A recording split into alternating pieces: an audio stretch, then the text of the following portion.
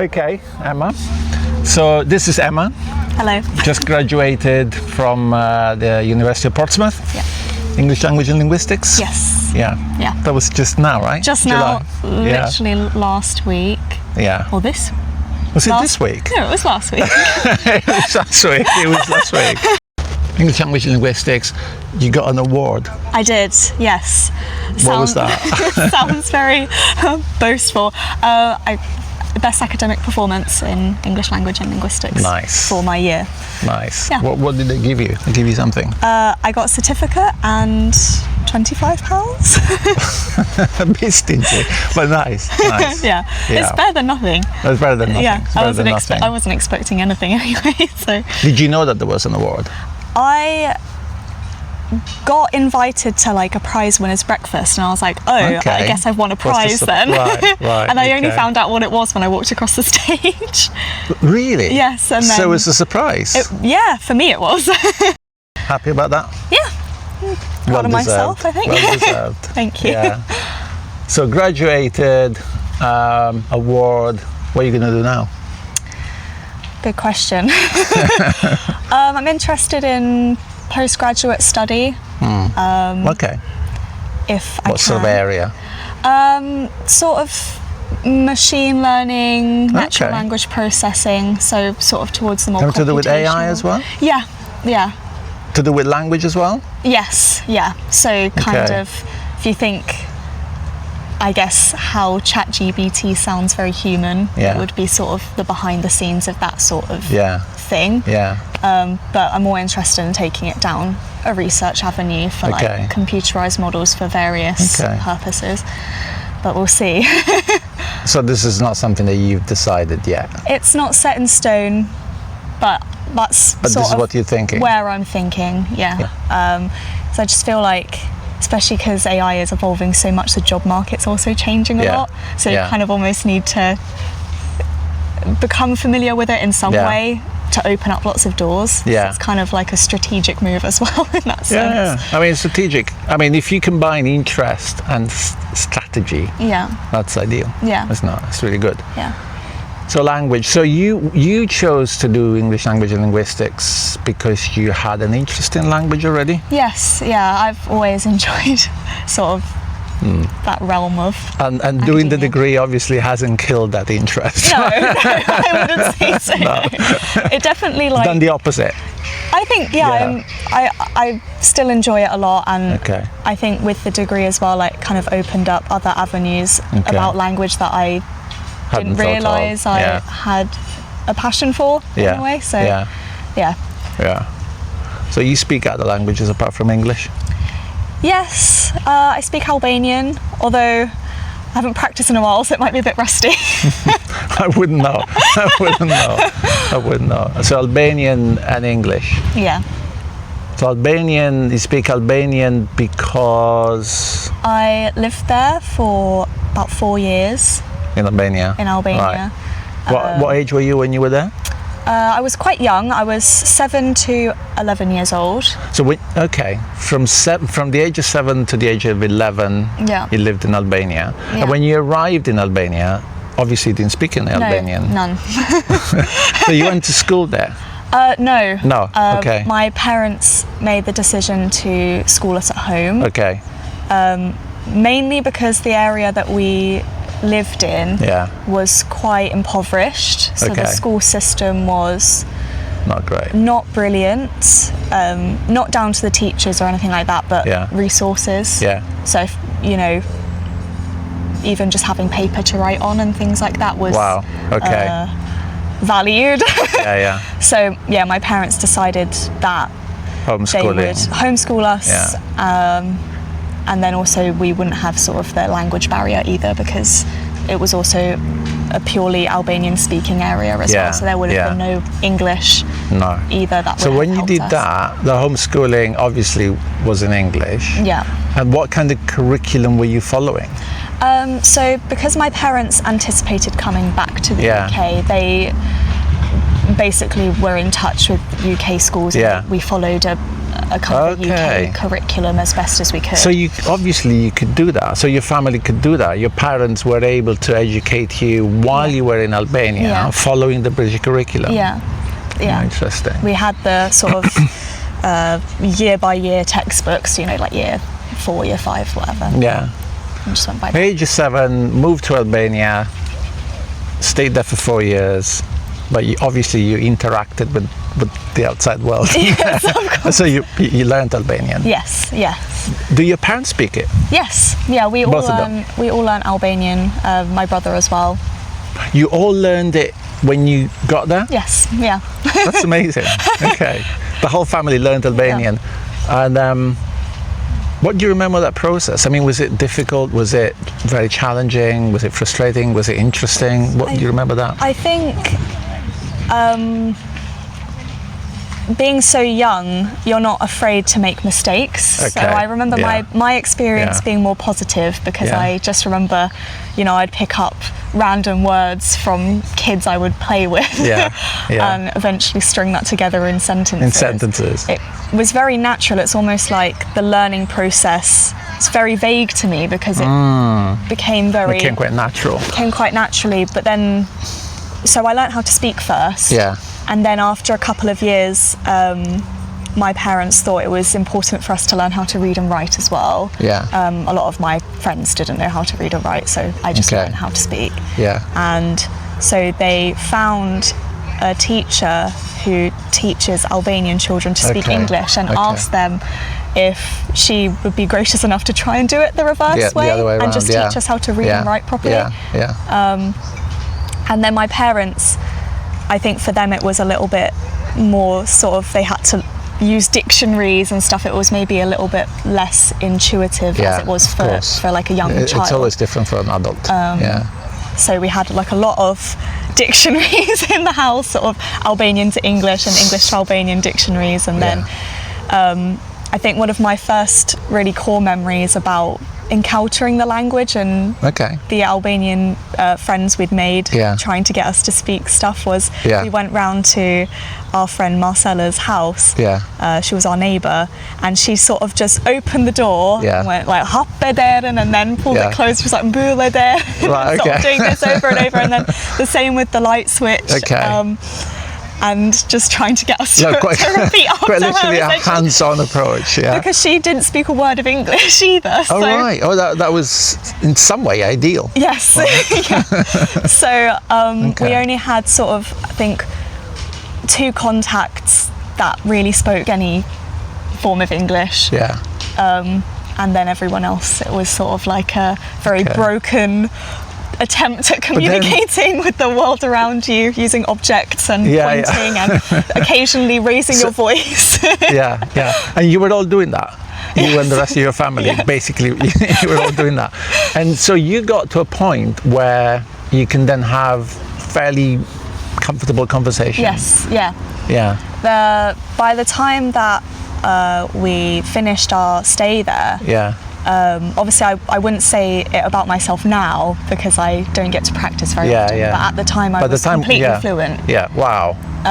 And because I was so young and I always had kind of a thing, I enjoyed copying people's accents and stuff. I picked up the accent and the dialect as well. So oftentimes when I was in the streets with my family, I would be approached by Albanians and asking me, what are you doing with these foreigners? Are you okay? Really? And I'd be like, these are my parents. Because they thought that you were Albanian. Yes, And you were hanging around with the foreigners. Okay. So does that mean that you, in your family, you were the one that spoke Albanian the best? I guess it depends on what your version of the best is. Yeah, true. Kind of more fluently, more kind of, I don't know. I guess so. My brother was also really good. He struggled a little bit with his accent, but his grammar was much better than mine. Older or younger than you? He's 2 years older than me. Yeah. Okay. Yeah. It's interesting because he was a little bit older, and to some extent struggled a tiny bit more than you. And now this is a massive generalization. Yeah. But some people believe that men are or tend to be less, what's the word? Like inclined to learning languages because they are more afraid of making mistakes. They pay more attention to grammar. Right. And I don't know, anecdotally, that seems to be a bit of a pattern that I witness, even myself as well. When I was in Thailand, I attempted to learn Thai, but I got so frustrated and not understanding the tone system and getting it wrong all the time. And I hated that. But I guess, you're right. As a 7-year-old, you don't have all these problems. No, right? no, not really. You just go for it. And I mean, this thing about men, I don't know how true it is, but I don't know, anecdotally, I think there is maybe some truth in it. Yeah. There's kind of a level of anxiety about not wanting to be wrong. Yeah. Must be a macho thing, I don't know. So you all learned Albanian, and then you came back to the UK. Yes. And then so your Albanian is becoming a bit rusty. A little bit. I get to practice every now and then. If I run into the odd Albanian here and there, or if we ever go back. Okay. Do you go back? Have you been back? We have been back, but we haven't actually been back since before COVID. Like literally right before COVID happened, we went back. Right. But we haven't managed to make it there since. We were supposed to, and then things fell through and all this stuff. Okay. Well, our hope is that we'll be back there within the next couple of years again. We've got that would be what, for a visit or? A visit, just to see people and things like that. I'm actually looking at maybe going back just to work on my language skills a bit again. Yeah. I think it'd be a shame to lose it. It would be. So you nearly bilingual then? Yeah. I'm not so confident saying fully bilingual anymore. Not so confident saying fully, but I mean, you were bilingual. Yes. By the time you left Albania, you were bilingual. Yeah, completely. And now maybe a little bit less because you haven't had much of a chance to practice Albanian. Yeah. But basically, it's a language within you. Yeah. So another thing I'm always kind of interested in is to what extent having another language affects your identity. Because one of the things with language is that it's part of your identity, right? Yeah, and absolutely. Often part of your national identity. So, I speak Italian, so that makes me identify myself as an Italian as well, right? So when somebody speaks two languages, what does that do to their identity? Yeah. What does that do to you? Like, how does that, the fact that you speak Albanian, does that do anything to your identity? I think, particularly when I first moved back to the UK, it was definitely a factor there, because for the 4 years that I was in Albania, Albanian was my primary language. Right. I would only ever speak English in the home with my parents. So, sorry to interrupt, but in the home you kept speaking English? Yeah. You never spoke Albanian in the house, in your family? I wouldn't say it would be uncommon to occasionally slip into Albanian, but I think my parents wanted to make sure we maintained our English. But elsewhere, with everybody else, my friends, anywhere we went, it was all Albanian. And actually, it's funny, I remember moving back here, and at times when I was talking to people that weren't my family, I would start speaking to them in Albanian just sort of automatically, and then sort of realise what I've done, and then sort of had to apologise. The blank faces, because it was so automatic that, okay, these people aren't my parents, so I speak Albanian to them. So it took a while to curb that habit.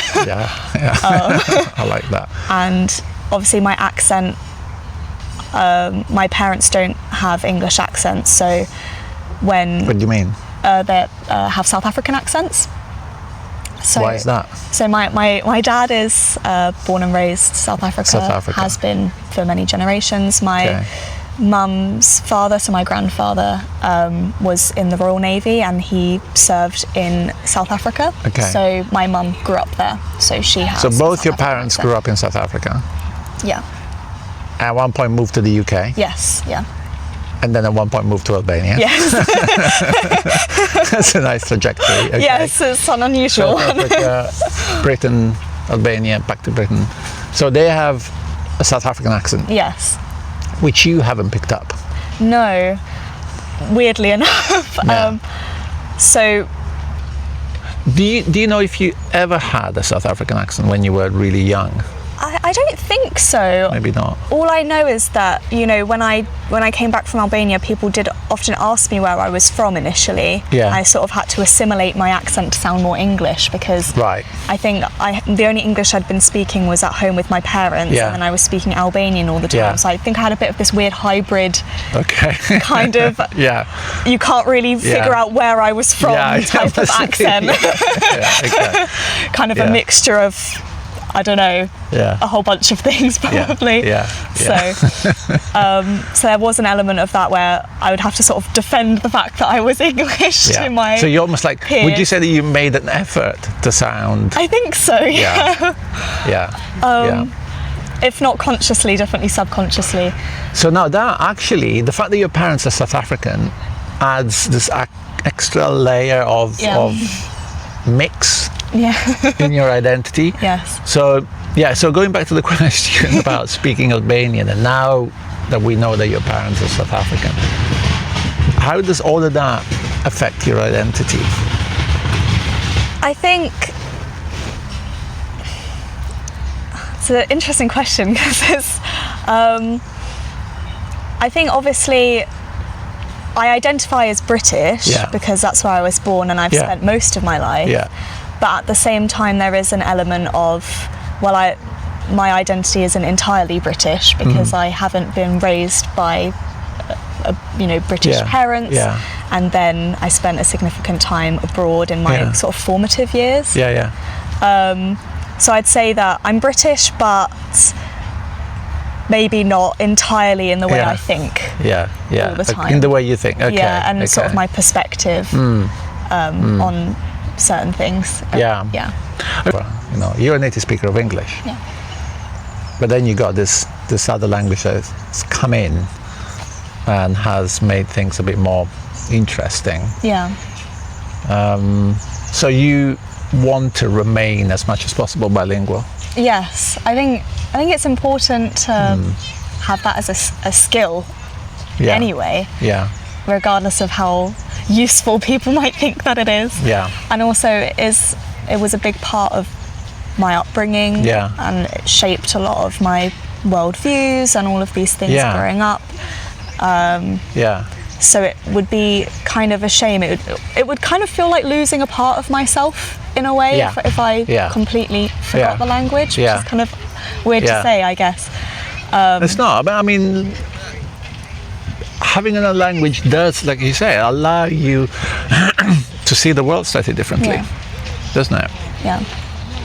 I'm not sure if it's just the language or the fact that you lived somewhere else and therefore different culture, different habits. When you came back to the UK, so you were, did you say 11? Yes. You were 11. How was it to adjust back to British life, let's say? I think, the circumstances that we lived in Albania were very strange anyway. Okay. And then the culture was so different to here. Yeah. And also just world experience in general. Yeah. I think I mentioned that it was quite an impoverished area. Yeah. And so coming back here was unusual. It took a lot of adjustment. Yeah. And kind of took a lot of shifting again of perspective onto things. Yeah. I think I've told you the story before, like one of my kind of key memories of moving back to the UK was going back to school in person as well, which was also strange. Oh right, yeah, because for 4 years you were doing homeschooling. And just being surrounded by British children who have no idea even where Albania is. Right. And I remember this one girl sort of complaining that her parents wouldn't buy her the brand new phone Right. that she wanted, but she had Yeah. in my eyes, a perfectly fine. She had a phone. She had a phone, Yeah. and it was a smartphone. Right. I didn't have Right. anything. Yeah. So in my mind, I was like, well, this is perfect. know. You know, what else do Yeah. you need? And Yeah. I remember walking. I think she had the same school route as me. Yeah. Home. Yeah. And she was throwing it on the ground because she No. said that her parents would only buy her a new one If it this was broke. broken. And I remember sort of thinking, oh my goodness, like, What's where this? am I? I know. Because in my mind, Yeah. having a phone was like, Luxury. whoa. Yes. And this girl is actually breaking it on purpose. I was like, if you don't want it, like, give it to me. kind Yeah. of thing. Because, and I remember going home to my parents and saying, you won't believe What I've just seen. what I've just Yeah. seen. Like, I Yeah. remember being so shocked because in my eyes, you know, Yeah. a problem is, where's my next meal coming from? Yeah. And then And suddenly. and then suddenly, like within a matter of weeks, you know, Yeah. I've come from Albania and then I've been put Yeah. into a school within Yeah. a matter of weeks. Yeah. Suddenly, that's Crazy. It was a huge shock. Mad. Huge. You know, I felt very disconnected Yeah. from a place that I was supposed to be from. Yeah, I yeah. think, and which Yeah. is a weird feeling to have when you're so young. Yeah. I think. Yeah. And obviously, I look back on that experience now differently to when I was younger, because back then I was just shocked and horrified, like Yes. absolutely horrified. Yeah. Obviously now I can look at it with a bit more grace and sort of be like, okay, Yeah. well, perspective here. Perspective, yeah. She has no idea the things that I've grown Yeah. up seeing, and you know, everyone views issues slightly differently. So now I meet that with a Slightly little or bit. very differently. Yeah. I meet that with a little bit more sort of like empathy. Okay, she's young, maybe lacking Yeah. world perspective, Yeah. whatever. I had an unusual childhood. Most people Yeah. probably wouldn't think of To be things honest, like that way. either you had, you could say that you had an unusual childhood, but if you look at the world as a whole, Yeah. maybe not that not so unusual. You know what I unusual, mean? yeah. Like, how many kids at 11 are in a position to decide to actually smash a phone know, I in know. order to get their parents to buy a new one? I know, you I know. That's crazy. And you know, like the description of first world problem, right? Someone has a first world problem. The phone isn't good enough, Yeah. or not smart enough. So that was kind of shocking for you. Yeah, I remember that was like one of the first things that I distinctly remember coming Yeah. back and just being Yeah. like, where am I? I feel like Where a are complete you? alien. Yeah. In some way, I mean, because you spent really important years in Albania, right? So kind of pre-teen. There's a word that I've recently learned that describes the age between, you know, a child and a teenager. I can't remember what the word is, but it's a really important age, kind of slightly understudied, you know, because it's really important from a formative point of view. Yeah. Come back, see things like that, wonder where you were, but then slowly kind of this initial sort of impact kind of waned. Yeah. And Yeah, after Yeah. a while, I had to definitely kind of meet people with a slightly, I guess, yeah, less judgmental Less approach. judgmental, Because obviously, yeah. initially, when something's so shocking to you, you're just like, what the Yeah. hell? Like, Yeah. this is. But I suppose, I mean, that must have been surely a pretty extreme example of Yeah. of something like that. Yeah. Right. But it's interesting you still remember it. I remember it so clearly to this day. But yeah, it is a fairly extreme example, but I think, you know, I have other memories, particularly revolving around education and my fellow peers, that I did feel quite disconnected for a Yeah. long time, because for me, school was a privilege Yeah. and Yeah. not something that you Yeah. kind of just deserve because you've been put on this earth. Yeah. Yeah. And so I do remember oftentimes feeling quite frustrated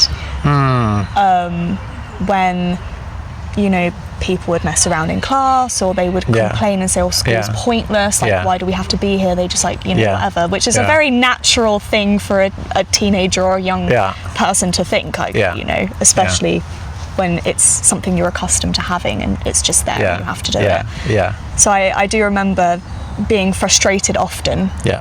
at kind of like, you don't know how lucky you I know, are I know. type thing. Have you ever actually told people that?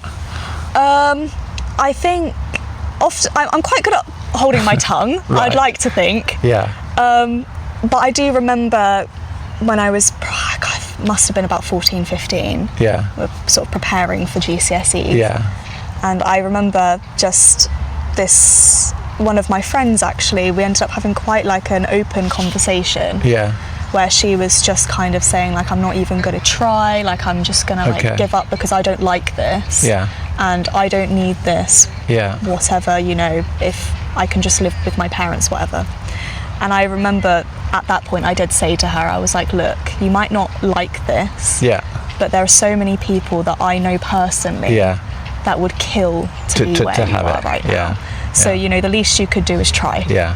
Yeah. I do remember that conversation. And I tried not to come off really sort of like on my high Yeah, horse. it's difficult. Yeah. But when you've seen such extremes, Yeah. You've experienced something that this other person hadn't. yeah, and you know, when you've seen such extremes of like, you know, some of my friends never went to school, Yeah. and they're suffering the consequences of that now, which it was totally out of their control. Yeah. It kind of like, you know, if you have this opportunity, please just Yeah. acknowledge it and Yeah. maybe expand your eyes beyond. I just don't want to do this. I know. Yeah. So it's a fine balance, trying not to come off really sort of like I know better, I'm really arrogant, Yeah. and like Yeah. you're just this ungrateful Yeah. person. Yeah. And then also Yeah. trying to like It is. remind people Yeah. sometimes. Yeah. Because you really want to It's tell a them fine that. balance. Yeah, it's a fine balance. Which, yeah, I know. The thing is, if someone hasn't lived that particular experience, Exactly, it's yeah. very difficult to envisage. Exactly, yeah. Because someone telling you, it's like, you know, parents, I remember when I was little, parents used to say, oh, there's children in the world that can't eat. When you say, oh, I don't want to eat this, you know. It's the same kind of thing. It's in a way, exactly, right? yeah. And then the parents say that to you, but it kind of doesn't work. Yeah. I Because you know. simply don't know. It's like it's a Yeah. completely different world. You don't know. You've never seen that. Yeah. And so you take it as, oh yeah, you always say that, you know. Yeah. So I suppose it's the same. But for you, it's something that comes from your inside. I mean, Yeah. your own lived experience, Yeah. right? So you know exactly why you say that. Yeah, and that's kind of, you know, what I meant before when I said, you know, having to shift my perspective and try and meet people with a bit of grace, because Yeah. not everyone had the same life experience Yeah, as me, yeah. which can be internally frustrating at times, but Yeah. then also Yeah. there is that element of, okay, well, they have this life experience that's different to mine, Yeah. different to my friends, so how could they understand in some way, especially when we were so young? Yeah. So I'm now kind of thinking, you know, what we were saying, you know, the benefits of being bilingual makes you more open-minded. But one thing that I often wonder, is it really that, or is it mostly the fact that you lived somewhere else? I mean, or maybe these two are separate things and they both are important.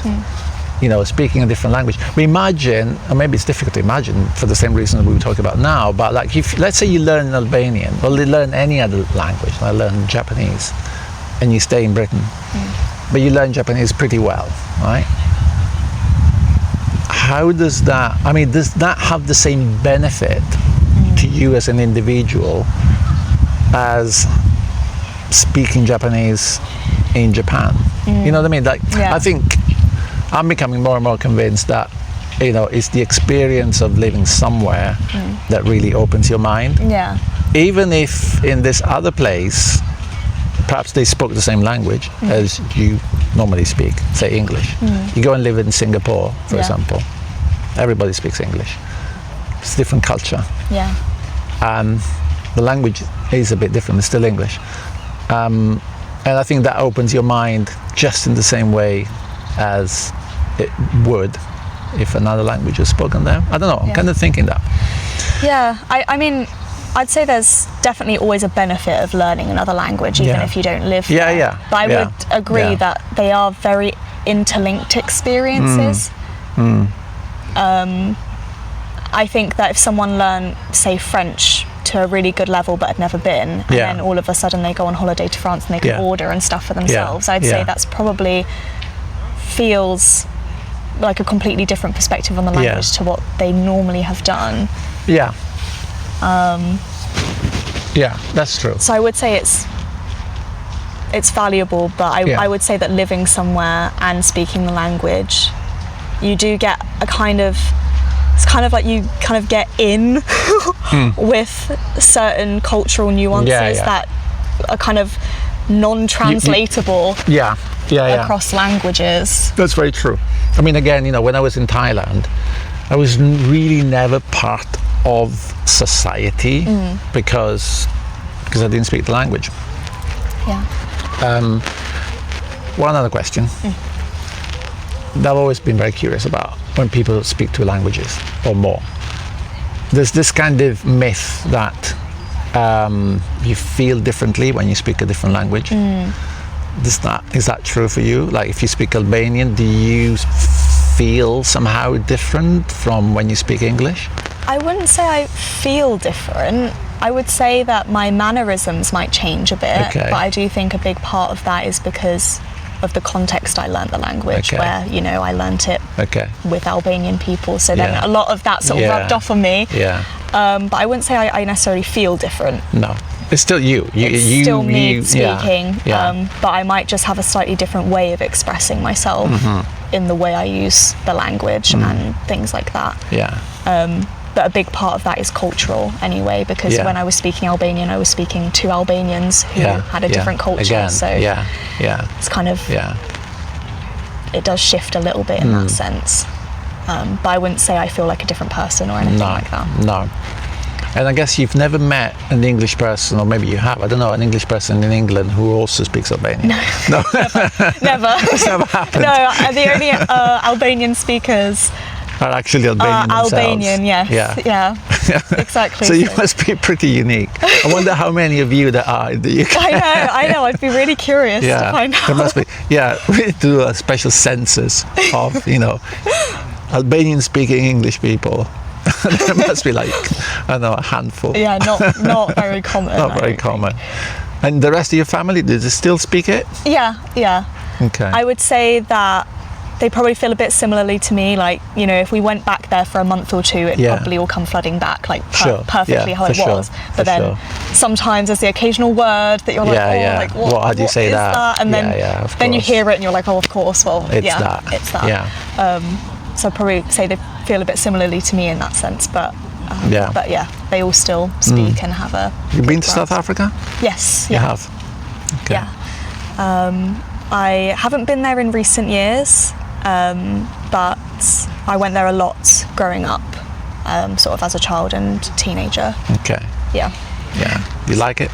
Yeah, I like it. Which part of South Africa? Cape Town. Cape Town. Yeah. Okay. Yeah. Yeah. And just outside, sort of that general area. That's a very multilingual country. Yes, very much so. And your parents speak English or Afrikaans as well, or anything else? My parents speak English, and that is their first language. They had to learn Afrikaans in school Okay. because obviously at the time It was compulsory. It was still compulsory. Yeah. But I wouldn't say that they particularly use it very much. Certainly not between themselves. Their language is Basically English. English, yeah. So they have a South African accent. You said earlier that you like to copy accents, imitate accents. Do you ever copy their accents? You know what's really funny is South African is the one accent I that you can't can't do? No way. And I don't believe that. And I think it's the because one that you've been exposed to, and yet I you know can't do it's a really weird phenomenon. Why is that? My mum has the exact same thing with my granddad, so her father, where he's from north of Manchester, really strong accent, and she can't hear his accent. And I have the exact same phenomenon with my parents. I know that they have South African accents, but for you, but for me, to your ears, it's not. It just sounds okay. like mum and dad. It sounds like mum and dad. So okay, that's interesting. So their accent is actually very similar. It's the same, the way that both of them speak. Yeah. Yeah, because like my parents come from different parts of the region and they have different accents. I can hear the different accents, and I can kind of imitate them. But I guess that's interesting. So it's the one accent that you can't do is that I one. can't. It's like a weird thing. Like it's like I can't hear their accent, even though I'm conscious of their accent and that they speak differently to me. Okay, but if you hear someone speaking, say, with a New Zealand accent, for example, you know that that's not South African. Yes. Yeah. So you tell the difference between something that is South African and not South African. Yeah. But then you wouldn't necessarily. I don't know. I guess I don't know Yeah. what's going on there, because yeah, I think I know what you mean when you say that you don't hear it, and yet you're able to distinguish it Yes. from other accents. Yeah. It's a very But weird like thing. if somebody now appeared here and spoke South African with a South African accent, you could tell. Yes, absolutely. So you're very conscious of what it sounds like, obviously, and yet you can't. It's really strange. I Okay. can't quite explain it myself. But I think also my parents, you can hear that they have South African accents, but I think when they first moved here, they did struggle to make themselves understood. Yeah. So they have had to soften, I think make a conscious effort to soften their accents Okay. as well, which is something my dad has spoken to me Yeah. about frequently, Okay. is people Yeah. just couldn't understand what he was saying half Really? the time. Okay. So when we do go back, their accents do come out They a come lot back, more, and yeah. I can really hear it then. Yeah, yeah. So here it's a bit of a softened version I think of so, it. yeah. Probably. Yeah. And also, I mean, you do modify your accent anyway. Yeah. Yeah. I mean, they left South Africa quite a long time ago. Yeah. Okay. Right. Okay. Before I let you go, how's climbing going? It's going well. It's going well. Yeah, it's going good. Been doing it a decent amount. You know what I like the most about climbing? I like the fact that because you have to concentrate so much all the time, it's a really good way of clearing your mind. Yeah, absolutely. Like you spend an hour or whatever, right, thinking exclusively about where you're putting your feet and your hands and how you're moving. It's great. Yeah. At the end of it, it's like, if you had worries or whatever, it's Yeah. like it's all gone, because you exercising your mind on one task. Yeah. And it's really good for focusing as well. Especially if you're doing something really scary, you can't really think about anything else. It's No. just like, how am I gonna Yeah, get to the end of this and Yeah. not hurt myself, basically. yeah, Yeah. exactly. Anyway, yeah. Well, thanks for the chat. Thank you. Really good. I hope those are the answers you were looking for. Yeah. They're not even answers. Basically, literally, we did a chat. Yeah. So yeah, good luck Thank with you. your future. Thank you. I like your real kind of idea of doing Yeah. that post-grad study, perhaps next year. If I can't, I'm also looking at some graduate schemes as well. So it's either that or that, Yeah. just to get myself more qualified. Yeah, exactly, and give Yeah. yourself a good year to think about these Exactly, things yeah. and explore. Yeah. Are you going to do some work or something? Yeah, I'm looking for work Yeah. at the moment. If I can get something in my field, great. Yeah. But obviously, if not, I'm going for anything I Yeah. can find. Yeah. To give you some income. Just get something in. Yeah, exactly. So, Cool. yeah, but we'll see what happens. Right. Okay. Thanks, Emma. Thank you. Thank you.